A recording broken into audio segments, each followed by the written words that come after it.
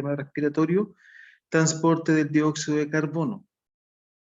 Recordamos que el CO2 se transporta en la sangre arterial, disuelta en un 5% en combinación con bicarbonato, en un 80% como carboxihemoglobina, y en un 10% el CO2 disuelto en el plasma se halla en equilibrio con el vapor de agua.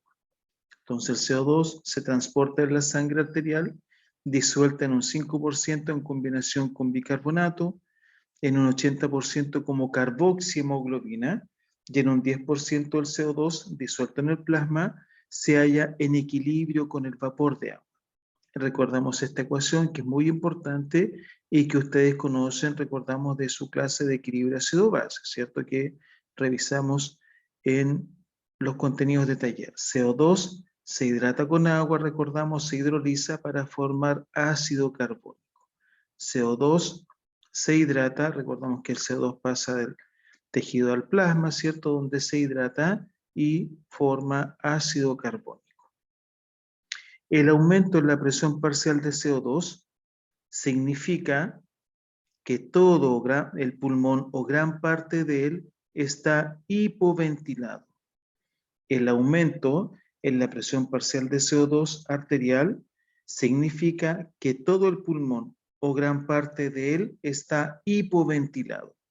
Recordamos la definición de hipoventilación que también revisamos en equilibrio ácido-base, ¿cierto? Disminución del índice de ventilación pulmonar en relación al índice de producción de CO2. En rigor, en condiciones de hipoventilación, observaremos un aumento de la presión parcial de CO2. Entonces, el aumento en la presión parcial de CO2 arterial significa que todo el pulmón o gran parte de él está hipoventilado. Y recordamos nuevamente, ¿cierto?, la definición de hipoventilación: disminución del índice de ventilación pulmonar en relación al índice de producción de CO2. Y la presión parcial de CO2 disminuye en enfermos, en pacientes que presentan hiperventilación del pulmón. Recordamos la definición de hiperventilación que también revisamos en ácido-base: aumento del índice de ventilación pulmonar en relación al índice de producción de CO2. Es decir, el aumento en la PCO2 nos va a indicar hipoventilación pulmonar y la disminución de la PCO2 nos va a indicar hiperventilación pulmonar. O, para mejor entender, la hipoventilación aumenta la presión parcial de CO2 en sangre arterial y la hiperventilación disminuye la presión parcial de CO2 en, ¿cierto?, eventualmente en nuestra sangre arterial, en nuestro organismo. Entonces la hipoventilación aumenta la PCO2 y la hiperventilación disminuye la PCO2. Y como son definiciones muy importantes, ¿cierto?, hacemos un aro y hablamos, ¿cierto?, eventualmente de hiper e hipoventilación. Hipoventilación, analizamos incluso, ¿cierto?, recordamos en nuestra clase de equilibrio ácido-base, causas de hipoventilación en el contexto de la acidosis respiratoria, recordamos. La hipoventilación conduce a la anoxemia, la disminución del oxígeno en sangre, a la retención de CO2, el aumento del CO2 en sangre, y a la acidosis respiratoria. Entonces la hipoventilación, y recordamos que las causas de hipoventilación las englobamos en tres grandes grupos, ¿cierto? Patología broncopulmonar, del sistema nervioso central e inhalación de monóxido de carbono. Entonces la hipoventilación conduce a la anoxemia, la disminución de oxígeno en nuestra sangre, a la retención de CO2, elevación del CO2, ¿cierto?, en nuestro organismo, y a la acidosis respiratoria. En su momento, cuando analizamos acidosis, dijimos que la hipoventilación sería una causa potencial de acidosis respiratoria, recordamos, ¿cierto? Entonces, ¿qué situaciones, qué condiciones, complementando lo que comenzamos a hablar en equilibrio ácido-base, nos pueden ocasionar hipoventilación para que a partir de ahí, ¿cierto?, eventualmente la persona pueda desencadenar una acidosis respiratoria? causas de hipoventilación, que en rigor son causas, ¿cierto?, eventualmente que complementan las que ya estudiamos en su momento y que recordamos, agrupamos en tres grupos de factores, valga la redundancia, ¿cierto?, a nivel de patologías broncopulmonares, del sistema nervioso central e inhalación de monóxido de carbono. Entonces, causas que deprimen el centro respiratorio, también lo conversamos en su momento en la acidosis respiratoria. Todo lo que sean traumas cerebrales, ¿cierto? Acción de anestésicos, algunos medicamentos como los barbitúricos, recordamos las infecciones, encefalitis, meningitis, meningoencefalitis. Es decir, las causas que deprimen el centro respiratorio, anestésicos, fármacos, traumas, enfermedades infecciosas del sistema nervioso central, pueden deprimir el centro respiratorio y con esto, ¿cierto?, condicionarnos una hipoventilación que a su vez puede desencadenar una acidosis respiratoria. Enfermedades de los músculos respiratorios. Recordamos que los músculos respiratorios tienen una participación directa en la mecánica ventilatoria. Recordamos aquello, ¿cierto? Enfermedades de los músculos respiratorios como el síndrome de Guillain-Barré, es una enfermedad que compromete musculatura respiratoria. Todo lo que sea limitar el movimiento del tórax, recordamos, ¿cierto? Limitar el movimiento del tórax, limitar el movimiento de los pulmones. ¿Cómo limitamos el movimiento del tórax? De formaciones torácicas, ¿cierto? Lo conversamos en su momento. El pectum excavatum, recordamos aquel nombre. Todas las causas que limiten el movimiento de los pulmones, acumulación de líquido, de aire, o que limiten, recordamos, el descenso del diafragma. Y enfermedades pulmonares, recordamos, neumonía, bronconeumonía, neumonitis, tuberculosis, entre otros. Es decir, todas las causas que condicionen potencialmente, ¿cierto?, hipoventilación en nuestro organismo pueden ser causas también de acidosis respiratoria. Entonces, causas de hipoventilación, recordamos que este listado puede ser muy extenso, pero los agrupamos en tres, ¿cierto?, factores desencadenantes, patologías broncopulmonares del sistema nervioso central e inhalación de monóxido. Y acá también, ¿cierto?, estamos nombrando varias de estas causas como complemento de las que ya conocíamos. En rigor, también agregamos, ¿cierto?, como causas a las causas que disminuyen la capacidad vital.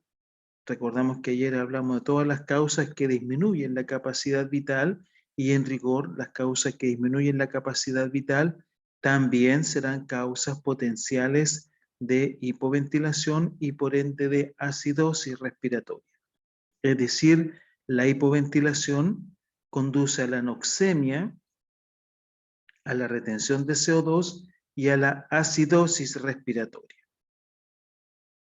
Y la hiperventilación, recordamos hiperventilación, aumento del índice de ventilación pulmonar en relación al índice de producción de CO2, la hiperventilación, recordamos, ¿cierto?, que disminuye la tensión alveolar de CO2 y del CO2 en la sangre, lo que conduce a la alcalosis respiratoria.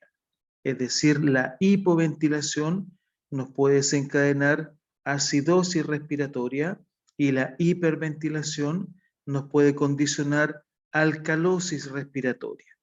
Entonces, en la hiperventilación hay una disminución de la tensión alveolar del CO2 y del CO2 en la sangre arterial, lo que nos puede conducir a la alcalosis respiratoria, aumento del pH, todo lo que ustedes saben de alcalosis. ¿Y qué causas nos pueden condicionar hiperventilación para que a partir de ahí, ¿cierto?, disminuya la tensión alveolar del CO2 y del CO2 en sangre arterial para desencadenarnos una alcalosis respiratoria? Recordamos que hablamos de algunas causas de hiperventilación.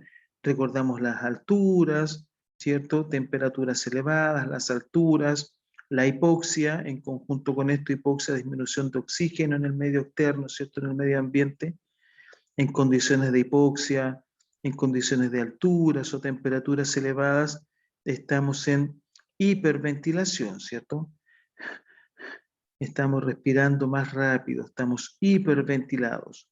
La ansiedad también puede ser un factor importante de hiperventilación, la ansiedad. El dolor somático, el dolor orgánico, ¿cierto? El dolor somático, el dolor corporal o una percepción del dolor también nos condiciona ansiedad. El dolor, ¿cierto? Nos condiciona ansiedad, la hipoxia, nos condiciona hiperventilación, perdón, la ansiedad, las temperaturas elevadas, alturas, entre otros, lesiones del sistema nervioso central, trastornos hormonales. Y entre los trastornos hormonales recordamos que hablamos y dimos como ejemplo la gestación, el embarazo, porque dijimos que la gestación aumentaba el nivel de estradiol, recordamos, y progesterona en el organismo, ¿cierto?, de la gestante. Y dijimos que el estradiol y la progesterona tenía incidencia sobre el tono vascular.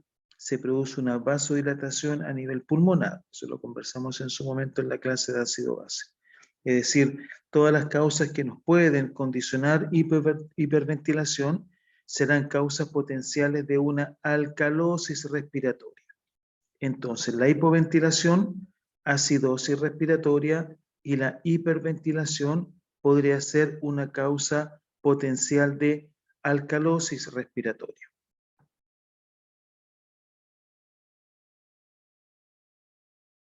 ¿No se ve en el cambio de la diapositiva? No, profe, seguimos en la diapositiva de transporte del dióxido de carbono, por eso la escribí. Perdón. ¿Y por qué se dio eso?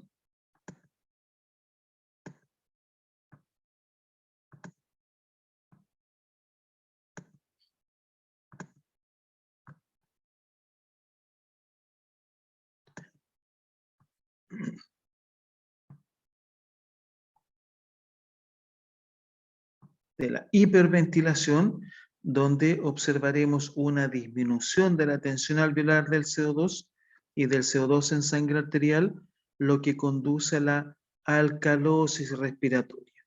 Es decir, la hipoventilación, la disminución del índice de ventilación pulmonar en relación al índice de producción de CO2, nos condiciona potencialmente, ¿cierto?, acidosis respiratoria, y la hiperventilación, aumento del índice de ventilación pulmonar en relación al índice de producción de CO2, nos puede condicionar potencialmente alcalosis respiratoria. Y recordamos causas de hiperventilación. Entre las causas de hiperventilación recordamos las alturas, las temperaturas elevadas, la hipoxia, y en algunas condiciones se da las tres situaciones ambientales: hipoxia, alturas y temperaturas elevadas, como por ejemplo en condiciones del altiplano, ¿cierto? Putre, por ejemplo, Parinacota, si hemos ido a hipoxia, alturas y además temperaturas elevadas, ¿cierto? Y en esas condiciones estamos en hiperventilación. Hiperventilación. La ansiedad también puede ser, ¿cierto?, una causa de hiperventilación. El dolor somático, el dolor corporal, el dolor orgánico de cualquier origen y causa, o la percepción dolorosa, también puede ser una causa de hiperventilación. Las lesiones del sistema nervioso central, recordamos, ¿cierto?, lesiones orgánicas del sistema nervioso central.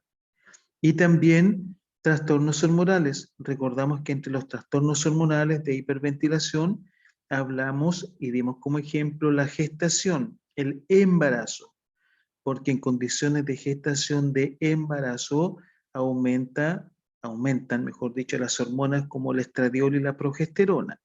Y dijimos que estas hormonas inciden en el tono vascular, específicamente nos condicionan una vasodilatación pulmonar, y esto también es causa, recordamos, de hiperventilación y también de potencial de alcalosis respiratoria. Entonces, internalizamos la información que la hipoventilación nos puede conducir a la acidosis respiratoria. Y la hiperventilación, con sus factores desencadenantes, ¿cierto?, nos pueden condicionar una alcalosis respiratoria. Muy importante también en fisiología respiratoria conocer, ¿cierto?, estos conceptos y estas definiciones. La definición de ventilación pulmonar, que es el proceso cíclico, lo que ustedes están haciendo ahora, ¿cierto?, de inspiración y expiración o expiración, mediante el cual, en forma alterna, ingresa aire al tracto respiratorio, aire fresco, nuestro tracto respiratorio, y es expulsada una cantidad prácticamente igual de gas pulmonar. Entonces el proceso, el mecanismo, ¿cierto?, de inspiración y expiración mediante el cual intercambiamos, ingresa aire fresco al tracto respiratorio y es expulsada una cantidad prácticamente igual de gas pulmonar, lo definimos como ventilación pulmonar. Ventilación pulmonar. Y muy relevante, recordamos la estructura alveolar en nuestro sistema respiratorio. Recordemos que es la estructura alveolar donde sucede el intercambio gaseoso. Entonces, ventilación alveolar, cuyo valor normal es de 3,5 litros por minuto por metro cuadrado de superficie corporal en reposo, y de 8 a 11 litros por minuto por metro cuadrado en ejercicio, ¿cierto? Un parámetro un poco complejo, ¿cierto? Más bien para la academia, ¿cierto? Eventualmente para la fisiología deportiva, básicamente, pero nos interesa internalizar, además de esas cifras, ¿cierto? Fundamentalmente, que la ventilación alveolar se condiciona por 3 factores. Nos interesa internalizar la información más allá del valor normal de la ventilación alveolar, recordar que la ventilación alveolar está condicionada por 3 factores. 3 factores entonces condicionan nuestra ventilación alveolar: la frecuencia respiratoria, el volumen corriente y el espacio muerto respiratorio. Entonces, la ventilación alveolar está condicionada o se condiciona, ¿cierto?, por 3 factores: la frecuencia respiratoria, el volumen corriente y el espacio muerto respiratorio. Frecuencia respiratoria, volumen corriente y espacio muerto respiratorio. Por ende, cualquier situación que altere la frecuencia respiratoria, el volumen corriente o el espacio muerto respiratorio será factor para que nuestra ventilación alveolar se torne irregular. Si nuestra ventilación alveolar depende de la frecuencia respiratoria, el volumen corriente y el espacio muerto, cualquier situación fisiopatológica que altere la frecuencia respiratoria, el volumen corriente o el espacio muerto alterará nuestra ventilación alveolar. Entonces, partiendo de esta información, podríamos decir, ¿cierto?, que nuestra ventilación alveolar será igual al volumen corriente menos el espacio muerto multiplicado por la frecuencia respiratoria. Algo así, ¿cierto? Entonces podríamos inferir que nuestra respiración alveolar será igual al volumen corriente menos el espacio muerto multiplicado por nuestra frecuencia respiratoria. Volumen corriente menos espacio muerto multiplicado por la frecuencia respiratoria. Entonces, muy importante, ¿cierto?, recordar y considerar que nuestra ventilación alveolar va a depender de estos 3 factores: frecuencia respiratoria, volumen corriente y espacio muerto respiratorio.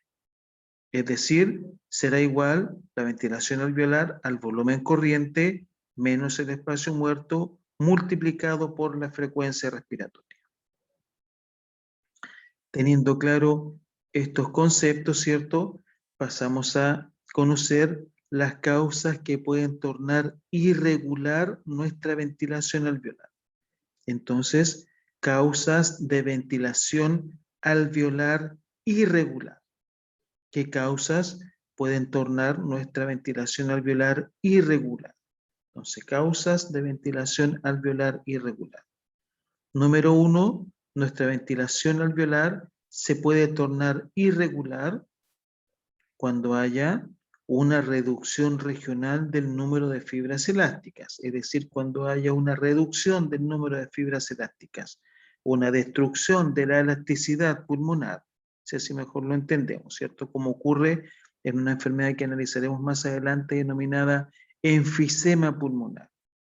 Es decir, en condiciones de enfisema pulmonar vamos a observar una destrucción, ¿cierto? Una disminución del número de fibras elásticas como en el enfisema pulmonar.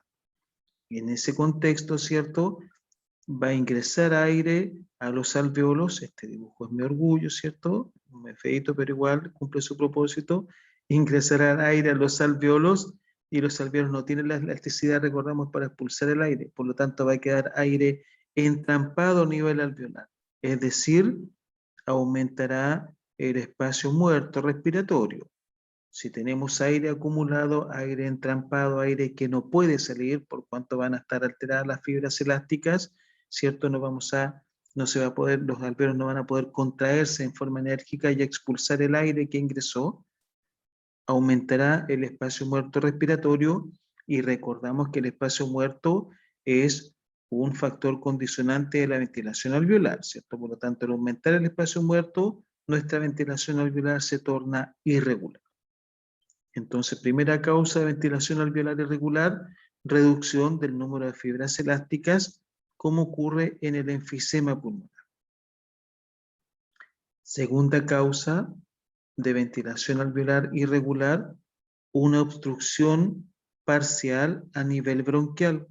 Obstrucción a nivel bronquial, como sucede en el asma o, por ejemplo, por acción de alguna neoplasia. Si tuviéramos una neoplasia a nivel bronquial y en el contexto del asma bronquial, se produce una obstrucción bronquial a nivel, ¿cierto?, eventualmente de los bronquios, lo que va a condicionar una disminución en la entrada de oxígeno a nivel de los alvéolos. Va a disminuir la entrada de oxígeno a nivel de los alvéolos. Si tenemos una obstrucción a nivel de los bronquios, ya sea por asma o por una neoplasia, es lógico pensar que la cantidad de aire que va a llegar a los alvéolos va a ser menor, porque tendríamos acá un obstáculo, ¿cierto? Ya sea un obstáculo por asma, un obstáculo por neoplasia u otro. Si llega menos oxígeno a nivel alveolar, tendremos alterado nuestro volumen corriente. Recordamos, ¿cierto? Tendremos alterado nuestro volumen corriente. Por ende, recordamos que el volumen corriente también es un factor que condiciona la ventilación alveolar. Por lo tanto, segunda causa de ventilación alveolar irregular, obstrucción bronquial, ya sea por una neoplasia o por asma, que va a disminuir, ¿cierto?, el ingreso de oxígeno a nivel alveolar. Tercera causa de ventilación alveolar irregular, una combinación de ambos factores, ¿cierto?, donde esté alterada la elasticidad a nivel alveolar y además observemos una obstrucción a nivel de los bronquios, donde hay una sumatoria, ¿cierto?, una conjunción de ambos factores, esté alterada la elasticidad a nivel de los alvéolos y además observemos una obstrucción a nivel de los bronquios, como sucede en el enfisema obstructivo. En el enfisema obstructivo, ¿cierto?, también lo vamos a analizar en su momento, hay estas dos alteraciones. Hay una reducción del número de fibras elásticas y en conjunto con esto una obstrucción a nivel del bronquio. Por lo tanto, en estas condiciones también observaremos una ventilación alveolar irregular. Y también, ¿cierto?, observaremos una disminución, o mejor dicho, una ventilación alveolar irregular cuando observemos una dificultad en la expansión de los alvéolos. Acá vemos, ¿cierto?, que hay acumulación de exudado, ¿cierto?, lo que limita la expansión a nivel de los alvéolos. Esta imagen, aquí lo podemos asimilar. ¿Y cómo la podemos explicar? Porque hay formación de exudado a nivel de los alvéolos.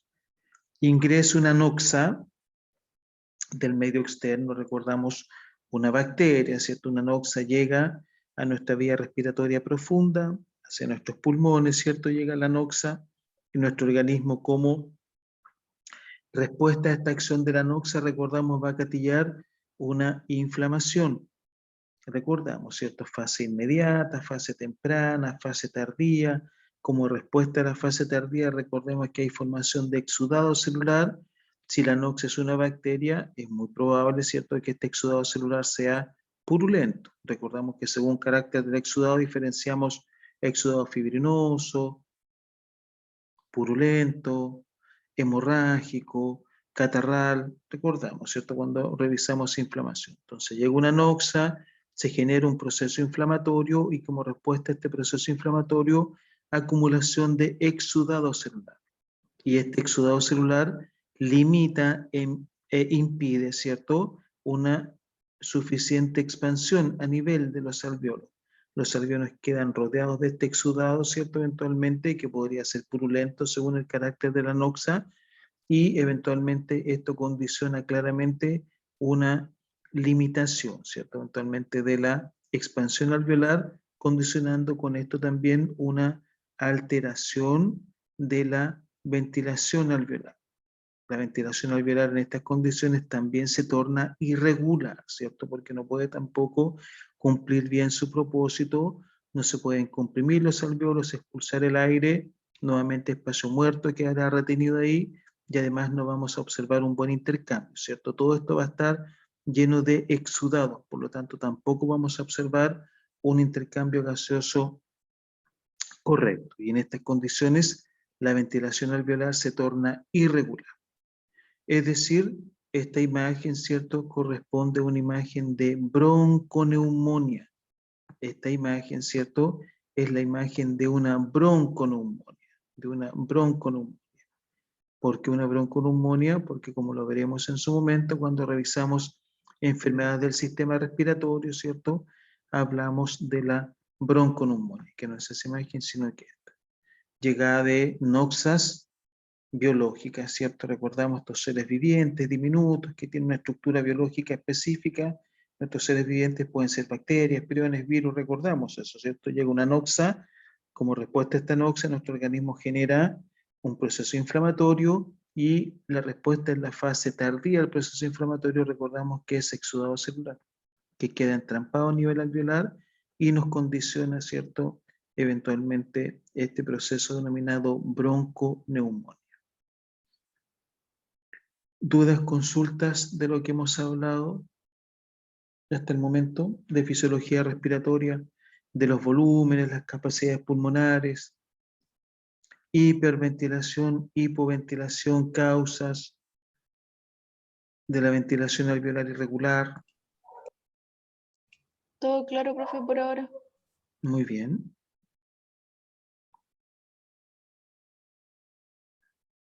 En rigor, cuando habíamos hecho la clase, ¿cierto?, en otros años, ¿están viendo ahí eso? Tuberculosis. Sí, Sí, profe. profe, sí se ve. ¿Y la que viene? ¿Esa? No, igual, profe, sigue no. viendo tuberculosis. tuberculosis.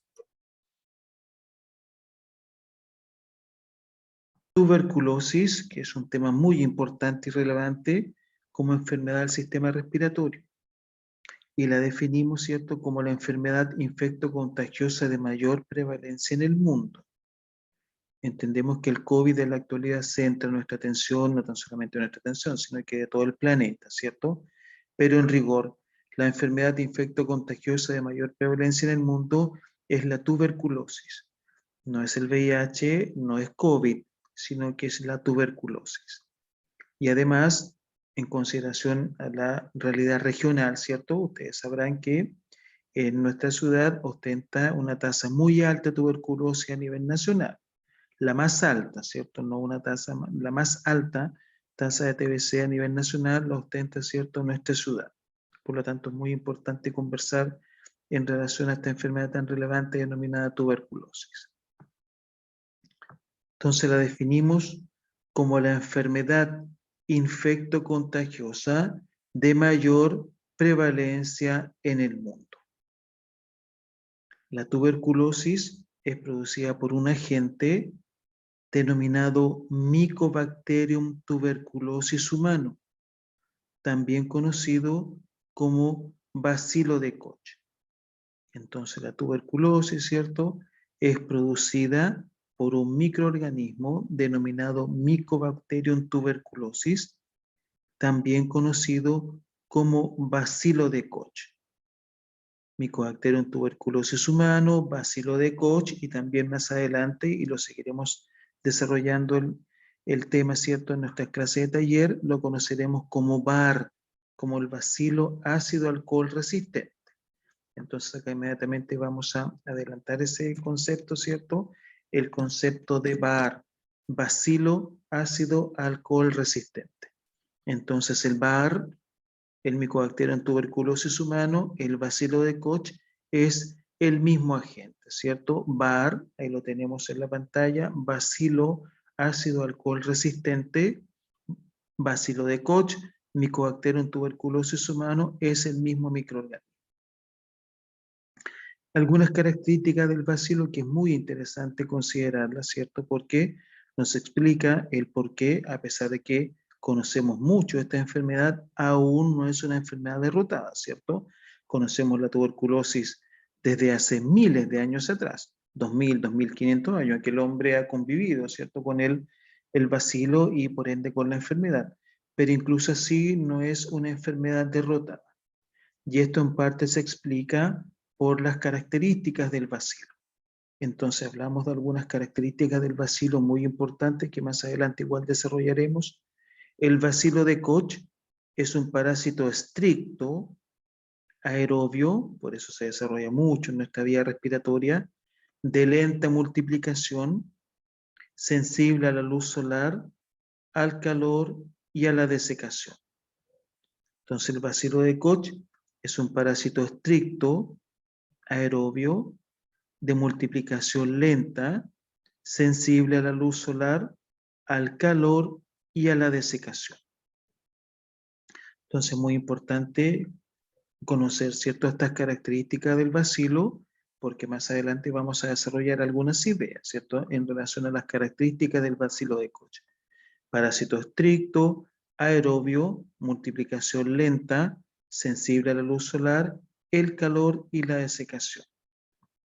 Desde ya adelantamos, ¿cierto?, que estas características del bacilo lo condicionan y seguimos en esa prédica, ¿cierto?, epidemiológica, y esas características del bacilo le dan una connotación social en rigor a la tuberculosis. La tuberculosis es una enfermedad social.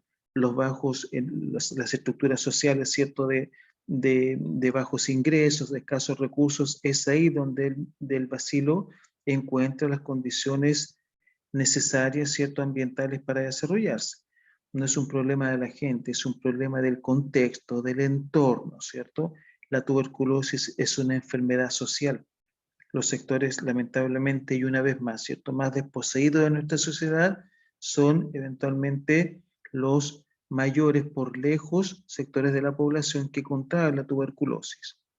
En taller vamos a desarrollar esa idea también. Entonces, estas características del bacilo determinan que la tuberculosis sea una enfermedad social. Afecta a los sectores más desprotegidos, más desposeídos, más pobres, así mejor lo entendemos lamentablemente de nuestra sociedad.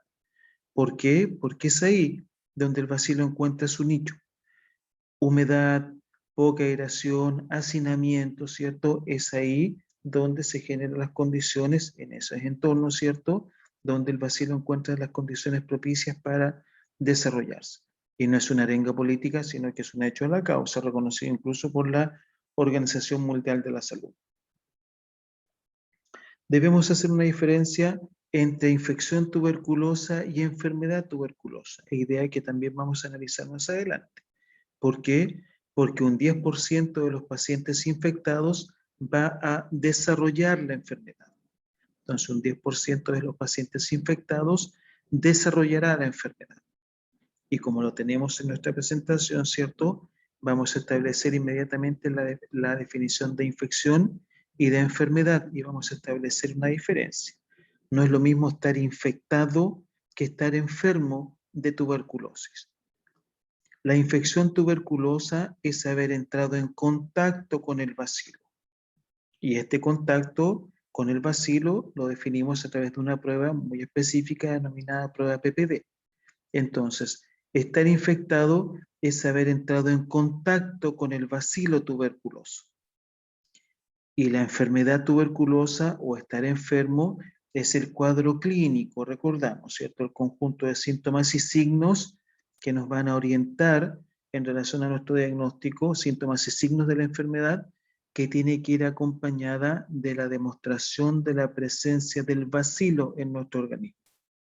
Entonces, estar infectado o infección tuberculosa es haber tenido contacto con el bacilo tuberculoso.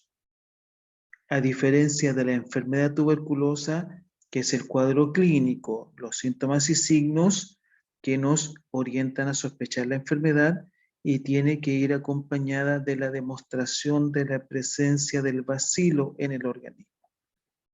Entonces, estar infectado no es lo mismo que estar enfermo. Estar infectado es haber entrado en contacto con el bacilo, y la enfermedad son los síntomas y signos que nos orientan a sospechar esta enfermedad. A la pregunta, ¿estamos infectados? ¿Qué creen ustedes? Profe, disculpe, se escucha mal. O por lo menos yo escucho mal. Sí, acá me Sí, profe, se salió que escucha estaba un poquito... entrecortado. ¿Y ahora se escucha mejor? Ahora sí. Bueno, la pregunta que había planteado yo, la diferencia entre infección y enfermedad, ¿cierto? Estar infectado o infección tuberculosa es haber entrado en contacto con el bacilo. A diferencia de la enfermedad, que es el cuadro clínico, ¿cierto? Los síntomas y signos que nos sugieren la enfermedad y que necesita ser demostrada con la presencia del bacilo en nuestro organismo. Entonces, conociendo esta definición, la pregunta que acabamos de hacer es, ¿qué creen ustedes? ¿Nosotros estamos infectados con el bacilo? ¿Nos pusieron en contacto con el bacilo?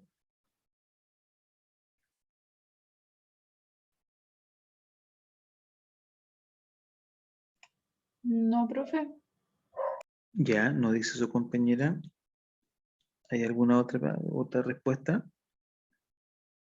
O sea, en algún momento sí, porque vivimos en Arica, puede que sí, Ya, pero no muy nos bien, sí, enfermamos. concuerdo con eso, es muy lógico que hayamos estado en contacto en algún momento con una persona que tenía tuberculosis, ¿cierto? Sí, es lo más probable que en algún momento, ¿cierto? En una disco, en una fe, sí, muy probable eso. Pero recordamos la definición de inmunidad, ¿cierto? Recordamos, entramos en contacto con el microorganismo en algún momento, en este caso con el bacilo, nos infectaron el bacilo en algún momento, o Profe, con no el se te bacilo. Profe, se escucha escucha bien. mal. ¿Y ahí se escucha bien? Se escucha borroso. Yo también lo escucho borroso a ustedes. La pregunta es, ¿qué piensan ustedes? ¿Estamos infectados o no con el bacilo? ¿Nos pusieron en contacto o no con el bacilo?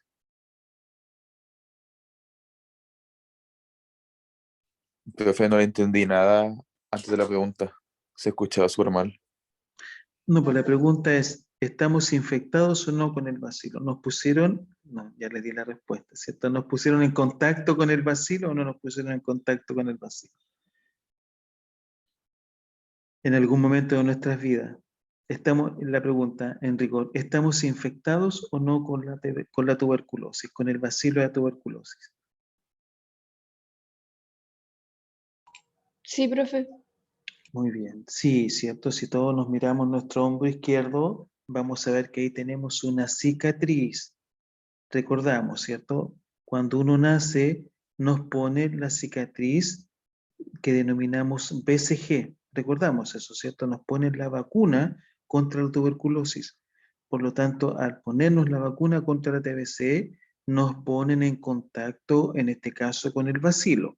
¿Se entiende la idea, cierto? Es decir, estamos todos infectados, porque a todos nos pusieron la vacuna, todos entramos en contacto con el bacilo. Pero de ahí a estar enfermos es otra situación distinta, porque la enfermedad son los síntomas y signos que nos sugieren la enfermedad y que debe ir acompañada con la demostración de la presencia del bacilo en nuestro organismo. Entonces, a la pregunta, ¿estamos infectados? Sí, estamos infectados porque nos pusieron en contacto con el bacilo. Al momento de vacunarnos, cuando fuimos recién nacidos, ¿cierto? Hace varios años algunos, como yo, ¿cierto? Y otros menos, como ustedes, nos pusieron en contacto con el bacilo.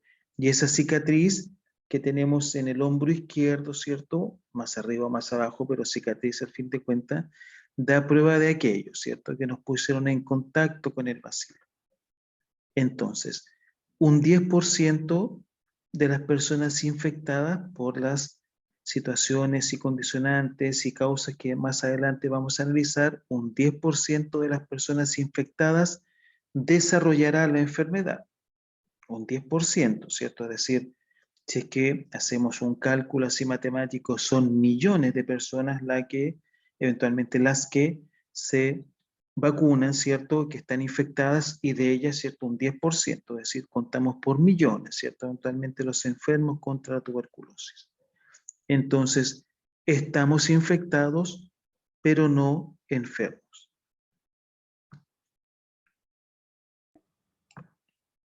Nuevamente, ¿cierto? El hombre y el bacilo han convivido por miles de años. De hecho, hay osamentas, ¿cierto?, que han encontrado los arqueólogos, la gente que trabaja eventualmente en historia, ¿cierto?, entre otras cosas, en antropología. Le deja.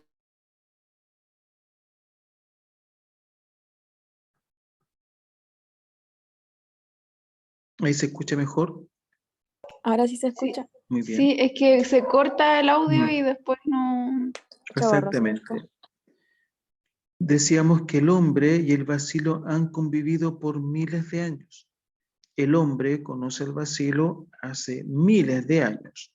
Osamentas, ¿cierto?, encontradas por nuestros arqueólogos, ¿cierto?, antropólogos, dan cuenta de que ya tenían lesiones tuberculosas. Osamentas encontradas hace miles de años atrás ya daban cuenta, ¿cierto?, de un contacto del hombre con el bacilo tuberculoso.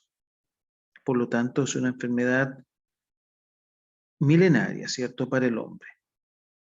Hay una alta tasa, antiguamente, ¿cierto? Había una alta tasa de morbimortalidad, es decir, persona que contraía la enfermedad moría. Había una alta tasa de morbimortalidad, es decir, la persona se enfermaba de tuberculosis y un porcentaje muy alto de la persona que se enfermaba de tuberculosis moría. De hecho, dejada su curso natural, provoca la muerte del 50% de los pacientes en 2 años. Es decir, si una persona detectásemos tuberculosis y la dejamos a su curso natural, antes de los 2 años, ¿cierto? A más tardar los 2 años, la mitad de ellos, ¿cierto?, de estos pacientes va a fallecer. Es decir, es muy importante, ¿cierto?, que antiguamente la tasa de morbimortalidad era alta. Es decir, persona que contraía la enfermedad moría. Actualmente, afortunadamente, ha disminuido la morbimortalidad. En la actualidad ha disminuido la morbimortalidad, lo que es muy positivo, ¿cierto? ¿Y esto por qué? Por lo mismo que estamos haciendo ahora, estudiar la enfermedad, conocer la enfermedad, ¿cierto? Mejores condiciones de vida, entre otras cosas, ¿cierto? Tratamientos efectivos, las vacunas, planes de control a nivel mundial por parte de la OMS, mejoría, ¿cierto?, entre comillas, de algunas condiciones socioeconómicas, eventualmente, ¿cierto?, de algunos sectores más desposeídos, acceso al agua, por ejemplo, en algunos lugares que pareciera increíble, ¿cierto?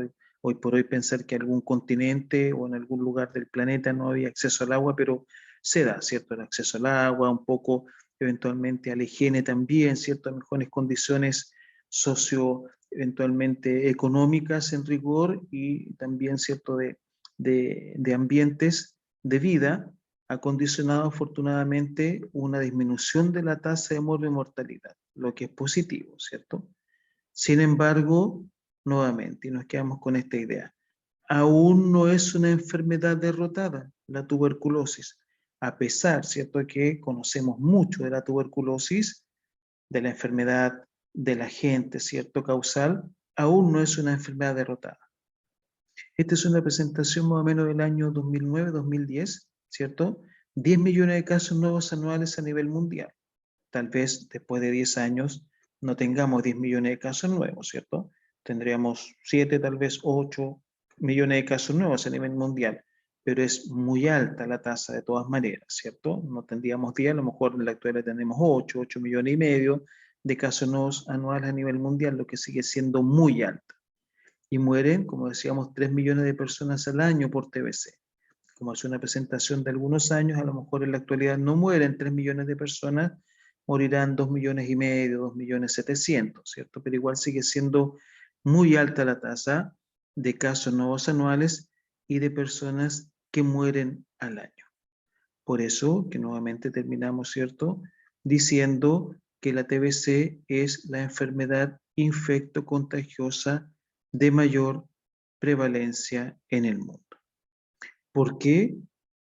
Porque no es una enfermedad derrotada, porque sigue siendo una enfermedad infectocontagiosa de mayor prevalencia. ¿Qué característica tiene el bacilo, cierto?, que no lo hemos podido todavía derrotar. Es algo que vamos a ir desarrollando en el transcurso, ¿cierto?, eventualmente de nuestro tema.